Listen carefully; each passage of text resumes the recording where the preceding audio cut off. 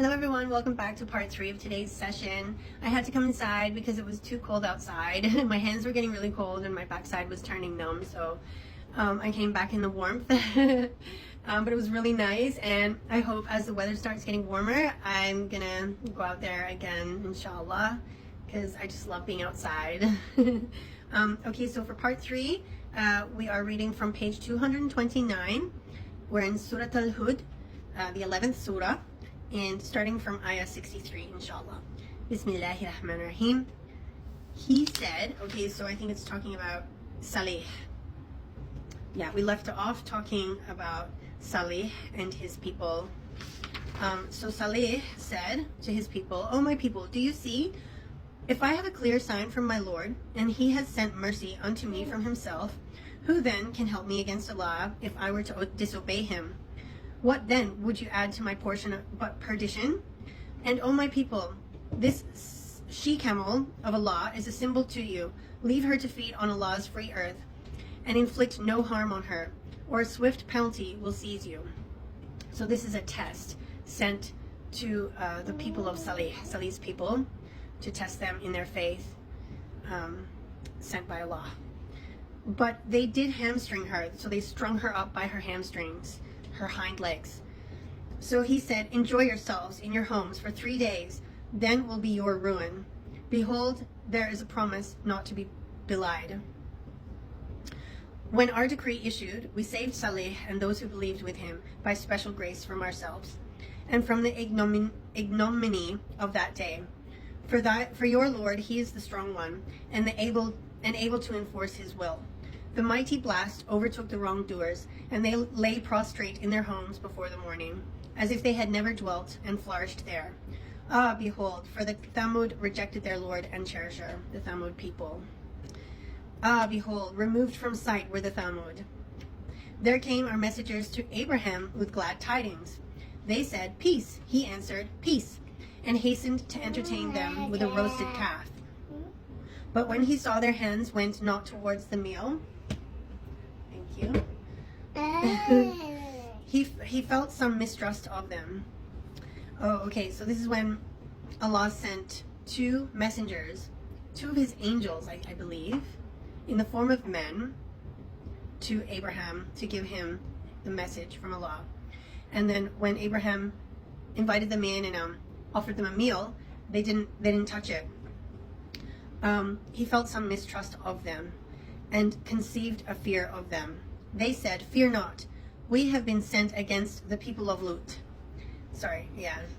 Anyways, and his wife was standing there, and she laughed. But we gave her glad tidings of Isaac, and after him of Jacob. Page 230, ayah 72. She said, "Alas for me, shall I bear a child, seeing I am an old woman and my husband here is an old man? That would indeed be a wonderful thing." They said, "Do you wonder at Allah's decree, the grace of Allah and his blessings on you, O you people of the house? For he is indeed worthy of all praise, full of glory." When fear had passed from the mind of Abraham, and the glad tidings had reached him, he began to plead with us for Lut's people. For Abraham was, without doubt, forbearing of faults, compassionate, and given to look at Allah. "O Abraham, seek not this. The decree of your Lord has gone forth. For them there comes a penalty that cannot be turned back." When our messengers came to Lut, he was grieved on their account, and felt himself powerless to protect them. Here, give it to me. Stop it.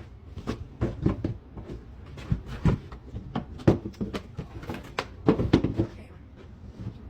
He said, "This is a distressful day," and his people came rushing toward him, and they had been long in the habit of practicing abominations. He said, "O my people, here are my daughters. They are purer for you if you marry. Now fear Allah and cover me not with the shame of with shame about my guests. Is there not among you a single right-minded man?"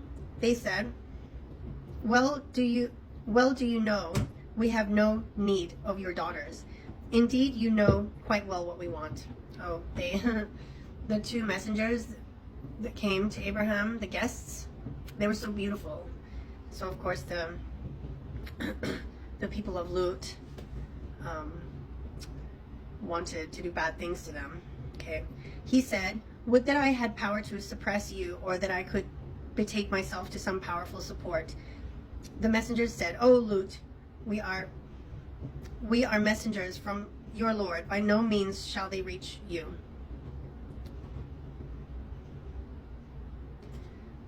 Lut. Okay, anyways. Now travel with your family while yet a part of the night remains, and let not any of you look back, but your wife will remain behind. To her will happen what happens to the people. Morning is their time appointed. Is not the morning nigh? Page 231, ayah 82. When our decree issued, we turned the cities upside down and rained down on them brimstones hard as baked clay, spread layer on layer. So cities, because there was two. Remember, I remember in the Bible reading about Sodom and Gomorrah. I think those were the two cities, right? So,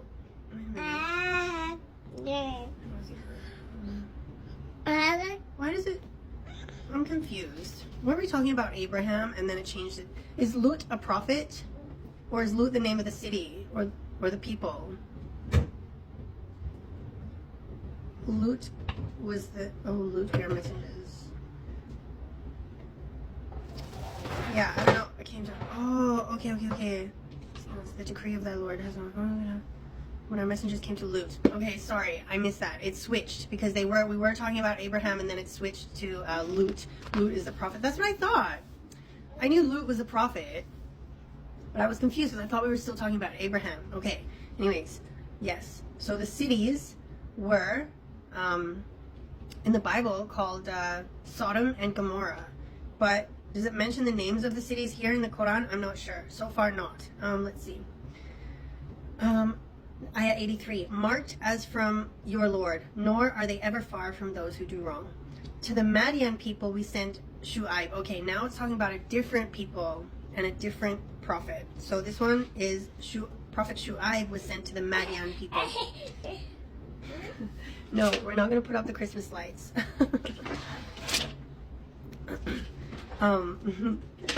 One of their, you're wondering, why does she have Christmas lights? She's Muslim. Yes, I celebrate Christmas. But for me, it's not a religious thing. It has nothing to do with Jesus Christ, peace be upon him.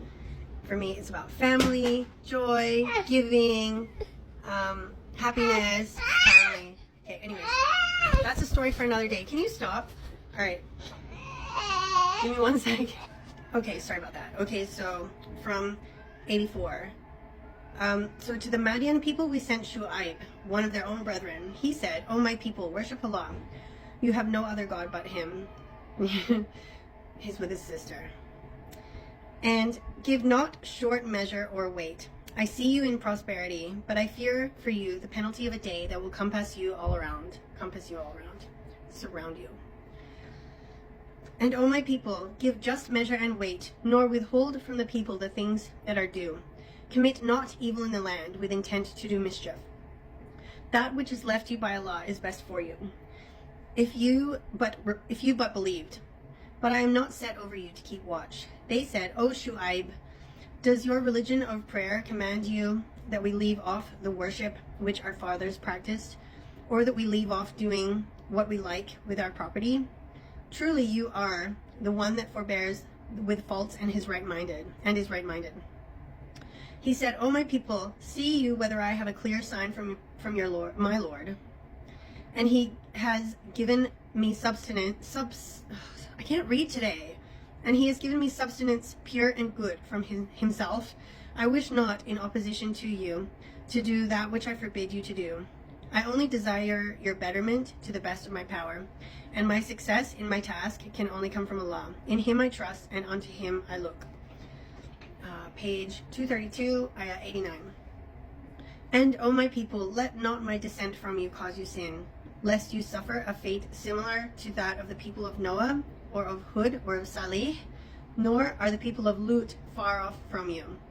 But ask forgiveness of your Lord, and turn unto him in repentance, for my Lord is indeed full of mercy and loving kindness. They said, O Shu'aib, Much of what you say we do not understand. In fact, among us we see that you have no strength. Were it not for my family, we should certainly have stoned you, for you have among us no great position. He said, O my people, is then my family of more consideration with you than Allah? For you cast him away behind your backs with contempt. But verily my Lord encompasses on all sides of all that you do. And, O my people, do whatever you can. I will do my part. Soon will you know who it is on whom descends the penalty of ignominy, and who is a liar. And watch you, for I too am watching with you. When our decree issued, we saved Shu'aib and those who believed with him by special mercy from ourselves. But the mighty blast did seize the wrongdoers, and they lay prostrate in their homes by the morning, as if they had never dwelt and flourished there. Ah, behold, how the Madian were removed from sight, as were removed the Thamud. And we sent Moses with clear signs and an authority manifest unto Pharaoh and his chiefs. But they followed the command of Pharaoh, and the command of Pharaoh was no right guide. Page 233, Ayah 98. He will go before his people on the day of judgment and lead them into the fire as cattle are led to water. But woeful indeed will be the place to which they are led. And they are followed by a curse in this life and on the day of judgment. And woeful is the gift that shall be given unto them. These are some of the stories of communities which we relate unto you. Of them some are standing, and some have been mown down by the sickle of time. I almost said by the sickle of shame. That too, I guess. It was not we that wronged them. They wronged their own souls. The deities other than Allah whom they invoked profited them, to wit, when there issued the decree of your Lord, nor did they add aught to their lot but perdition. This reminds me of some of the older civilizations, the ancient civilizations that used to inhabit like different places of the earth. Some in South America, like the Mayans and the Inca. Who used to worship the other deities and used to make human sacrifices, and they got totally wiped out, and no one really knows why. I mean, people have different theories and stuff, but no one really knows why. I mean, even if their theories are true, like, so maybe climate change or something wiped out. Some people think it was something to do with the climate, a sudden change in climate. Like, it just makes you wonder, because there's no trace of the people themselves that are left behind. I mean, there's traces, there's a lot of what am I looking for? What words am I looking for? There's a lot of evidence that they were there. There's like temples and that. There's lots of evidence that they used to live there, but where are the people? None of the people exist anymore in those ancient civilizations. So it just really makes you wonder, doesn't it? Okay, so I'm up to